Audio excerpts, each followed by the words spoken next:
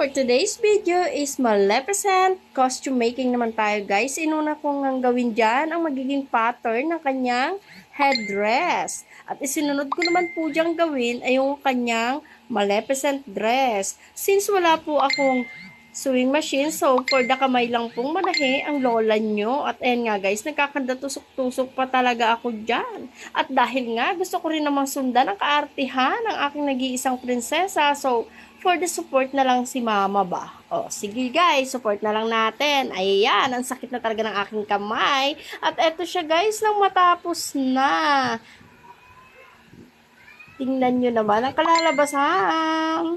Jaran! Oh, ayan na nga. At ginawa ko na rin ang kanyang headdress. Ayan ay magaan lang guys kasi ginamit ko dyan yung kanyang form ng kanyang stuffed toys. At ito na nga guys, for the party na tayo sa Halloween party ng school.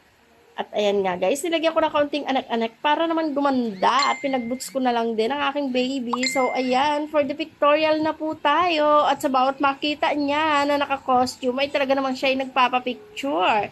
At ayan guys, may pictorial pa rin siya sa private resort na napakaganda.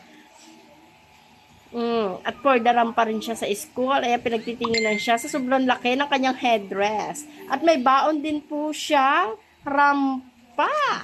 Eto na guys, stranger to my eyes, drawing my face with his finger, sing my life with his words, killing me softly with his song. Ayan, talaga naman. At rumampa pa rin siya sa ating private resort.